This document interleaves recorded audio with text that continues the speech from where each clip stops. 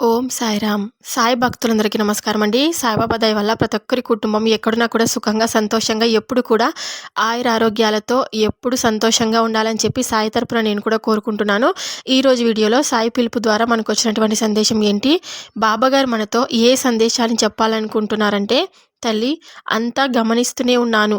బాబా నీవే దిక్కు అంటూనే నన్ను అనుమానిస్తున్నావు కదా! నేనంటే నీకు ఇష్టం లేదా అని మనకు బాబాగారైతే ఈరోజు మనతో ఒక విషయం చెప్పాలనుకుంటున్నారు. ఇలా బాబాగారు ఎందుకు చెప్తున్నారు అని మనం సాయి మాటల్లోనే తెలుసుకుందాం. వీడియో స్టార్ట్ చేసే ముందు ఒక చిన్న రిక్వెస్ట్ అండి. ఈ సందేశం కనుక మీ అందరికీ నచ్చినట్లయితే వీడియోకైతే ఒక చిన్న లైక్ అయితే ఇవ్వండి ఫ్రెండ్స్. ఇంకా ఈరోజు 8వ తారీఖు బర్త్డే జరుపుకుంటున్న శ్రీపాణి అనే అబ్బాయిది బర్త్డే అనమాట. ఆ అబ్బాయికి మీరందరూ విష్ చేయండి. మన సాయి పిలుపు ఛానల్ ద్వారా సబ్స్క్రైబర్స్ అందరూ శ్రీపాణి అనే అబ్బాయికి హ్యాపీ బర్త్డే అనమాట. నెక్స్ట్ వచ్చేసి రాజశేఖర్ అనే అబ్బాయిది కూడా ఈరోజు బర్త్డే అనమాట. వీళ్ళిద్దరికీ మన సాయి పిలుపు ఛానల్ ద్వారా బాబాగారి ఆశీస్సులు ఎప్పటికీ వీళ్ళిద్దరి పైన ఉండాలని చెప్పి మనం మనస్ఫూర్తిగా కోరుకుంటూ హ్యాపీ బర్త్డే. తల్లి, నీ బాధలన్నీ అసలు తీరడం లేదని బాధపడుతున్నావు కదా. నాకు అంతా తెలుసు. నేను అన్నీ గమనిస్తూ ఉన్నాను. సందర్భానుసారంగా నేను నీకు ఏ విధమైన సహకారం అందివ్వాలో నాకు తెలియదా చెప్పు? నీవు ఊహించినట్లుగానే అన్నీ జరుగుతాయి. ఏం దిగులు చెందకు.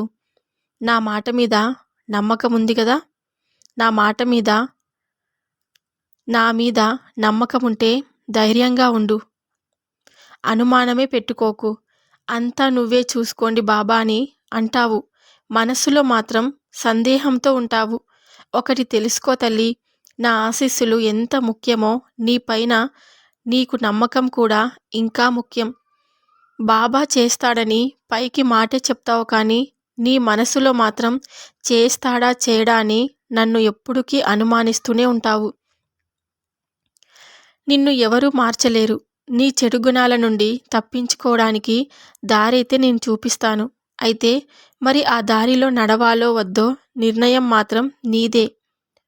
లోపం లేని మనిషి ఈ లోకంలో ఎవరూ ఉండరు కదా. కానీ ఆ లోపాలను తొలగించుకునే శక్తి ప్రతి ఒక్కరిలోనూ విస్తారంగా ఉంటుంది. అది గుర్తించి మేల్కొంటేనే నీవు అత్యున్నత శిఖరాలకు చేరుతావు.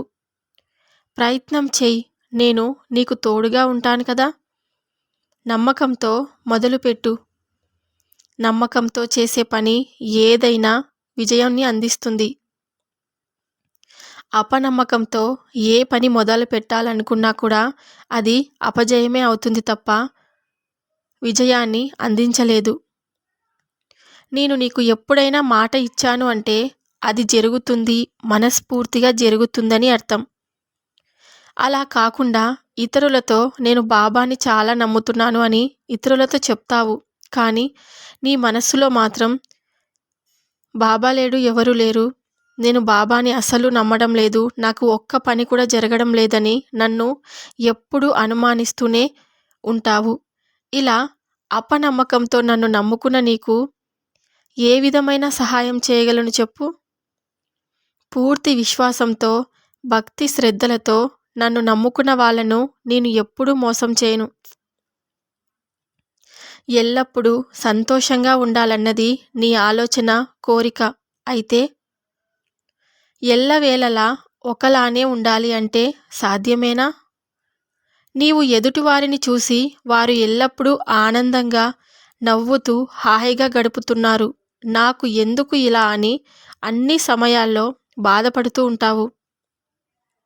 నీ బాధకు కారణం ఎదుటివారా లేక నీవేనా? ఆలోచించు. నువ్వు నిర్మలమైన మనసుతో ఆలోచిస్తే సమాధానం ఏంటో నీకు తెలుస్తుంది. ఎవరైనా నిన్ను ఒక్క మాట అని కించపరిస్తే అప్పుడు బాధపడడం సహజం. కానీ ఇప్పుడు నువ్వు చేసేదేంటో తెలుసా? నీ బాధకు కారణం ఎదుటివారా లేక నీవా అని నువ్వే ఒక్కసారి ఆలోచించుకో.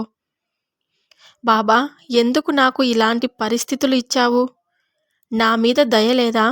నిత్యం నన్ను బాధించే వారితో పాటుగా నీవు కూడా నన్ను బాధిస్తున్నావు అంటూ నా పైన నిందలు వేస్తావు. నిన్ను ఇంకొకరు కష్టపెట్టే అవకాశం లేదు తల్లి. ఎందుకంటే నిన్ను నువ్వే కష్టపెట్టుకుంటున్నావు కదా. ఎదుటి వారి ఆనందం చూసి నువ్వు బాధపడతావు తప్ప వారు వచ్చి నిన్ను ఏమీ అనలేదు కదా. ఎదుటి వారి సంతోషాలను చూసి నువ్వు ఈర్ష్య బుద్ధితో ఉంటే ఎలా చెప్పు. దేవుడు ఎవరికి ఎంత ఇవ్వాలో అంతే ఇస్తాడు. మనం చేసుకున్న పాప పుణ్యాలను బట్టి మన జీవితం అనేది ముడిపడి ఉంటుంది. వారి జీవితంలో ఎన్ని సమస్యలు ఉన్నాయో ఎవరికి తెలుసు. ఎన్ని సమస్యలు ఉన్నా ఉన్నంతలో సంతోషంగా ఉండాలని వారు అనుకుంటున్నారేమో. అలాగే ఎల్లప్పుడూ చిరునవ్వు కలిగి ఉంటే ఎంతటి సమస్యలైనా సరే తొలగిపోతాయని వారు నమ్ముకున్నారేమో. ఒకటి తెలుసుకో బిడ్డ, బాధ, కష్టం, నష్టం లేని వారంటూ ఎవరు ఉండరు కదా. నీకు ఉన్నంతలో సంతోషంగా ఉండటానికి ప్రయత్నించు. నీ ప్రవర్తన నీ కుటుంబాన్ని ఇబ్బంది పెడుతుంది. నీకు చాలామందికి ఉన్నట్టు ఆస్తులు లేకపోవచ్చు, కానీ లోటు లేకుండా గౌరవనీయమైన జీవితం గడిపే స్థాయిలోనే ఉన్నావు కదా. ఇక నుండైనా ప్రశాంతమైన మనసుతో ఉంటే ఆర్థికంగానే కాకుండా ఆరోగ్యపరంగానూ నీకు నీ వాళ్లకు మంచి జరుగుతుంది. నీవు ఈ విధంగా మనసు పాడు చేసుకునే ఆలోచనలకు బదులు జీవితంలో ఉన్నతంగా ఎదిగే ఆలోచనలు పెంచుకుంటే ఉపయోగకరంగా ఉంటుంది. నువ్వు ఎప్పుడూ నా ఆశీర్వాదం పొందుతూనే ఉంటావు. అమ్మా, నీవు పడుతున్న వేదన నేను చూడలేను. నీకు నేను ఖచ్చితంగా సహాయం చేస్తాను.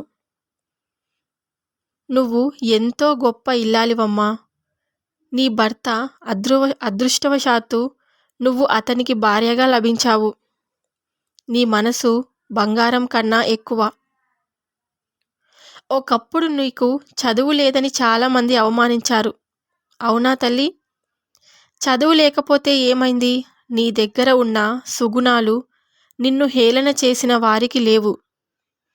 ఒకవేళ ఇప్పటి వరకు నీవు పడుతున్న ఇటువంటి పరిస్థితుల్లో వారు కనుక ఉంటే వారు వారి భర్త పట్ల ప్రవర్తించే తీరు వేరుగా ఉండేది. నువ్వు ఎంతో సహనశీలివి. భర్త కష్టం చూసి కరిగిపోయి నీవు తాలిబొట్టు సహా ఇచ్చి కష్టం నుండి బయటకు తీసుకొచ్చావు. ఇప్పుడు సమాజ పరిస్థితిని బట్టి నలుగురిలోకి వెళ్తే ఎక్కడ కుటుంబ స్థితిగతులు అందరికీ తెలిసి భర్త పరువు పోతుందని గుట్టుగా ఉండిపోయావు కదా. ప్రతి మనిషికి కష్టం సుఖం అన్నది సహజమని నమ్మావు. ఆ నమ్మకము ధైర్యమే నిన్ను చెడు పరిస్థితుల నుండి ఖచ్చితంగా రక్షిస్తుంది. నీవు ఎల్లవేళలా నాతో చెప్పుకుంటావు కదా, సాయి, నేను నా భర్తకు చేదోడుగా ఉండడానికి ప్రయత్నం చేస్తున్నాను. ఆ పనిలో నేను విజయం సాధించాలని అడిగావు కదా. ఖచ్చితంగా విజయం సాధించి నీ కుటుంబం ఎదుగుదలకు నీవు సహాయపడతావు. విజయం ఎందుకు రాదు తల్లి? నీవు దురాశతో ఎవరి సొమ్మునో కావాలని అనుకోలేదు కదా. నువ్వు నీ తెలివితేటలతో నీ పట్టుదలతో శ్రమించి నీవు ఎంచుకున్న పనుల్లో విజయం చాలా వరకు సాధించావు. ఇకపై కూడా నువ్వు చాలా ఉన్నతంగా మంచి స్థాయిలో స్థిరపడతావు. నీ వలన నీ కుటుంబం సుఖ సంతోషాలైతే పొందుతుంది. ఇప్పుడు ఎవరమ్మా చదువు లేదని నిన్ను హేళన చేసేది? నిజమే, మనిషికి జ్ఞాన సముపార్జన కోసం చదువు అన్నది చాలా ముఖ్యం. కానీ కొందరు ఎంత చదివినా మూర్ఖత్వం వదలలేకపోతున్నారు. నీవు పడిన బాధ చిన్నదా? చేతిలో ఒక్క రూపాయి లేకుండా అయినా వారి దగ్గర కూడా అవమానపడ్డావు. ఇక అటువంటి రోజులకు కాలం చెల్లింది. నీవు పోగొట్టుకున్న ప్రతి పైసా కొన్ని రెట్లు పెరిగి నిన్ను చేరుతుంది. ఈ రోజు నుండి నీ కుటుంబం ఆర్థికంగా ఎదుగుతూనే ఉంటుంది. ఆ ఎదుగుదల ఆపటం ఎవరి తరము కాదు. ఇందులో నేను నీకు శక్తిని మాత్రమే ఇచ్చాను. తట్టుకొని నిలబడ్డావా, విజయం సాధించావు. ఇక ముందు కూడా సాధిస్తూనే ఉంటావు. నీకు, నీ కుటుంబానికి నా శుభాకాంక్షలు. మీ అందరికీ నా ఆశీస్సులు. చల్లగా సంతోషంగా ఉండండి. నా ఆశీర్వాదం మీకు ఎల్లవేళలా తోడుగా ఉంటుందని మీకు నేను ఎప్పుడూ మాట ఇస్తూనే ఉంటాను.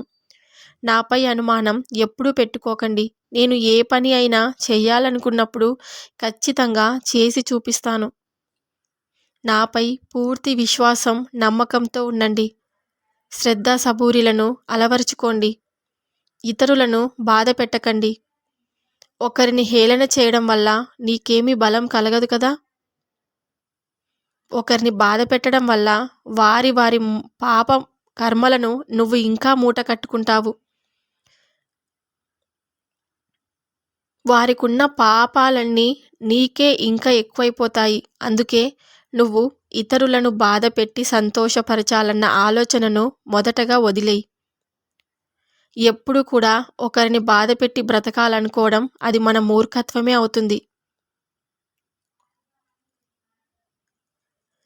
నీ ఇష్టదైవాన్ని ఎప్పుడు కూడా మనస్ఫూర్తిగా ప్రార్థిస్తూనే ఉండు. నమ్మకాన్ని ఉంచుకో.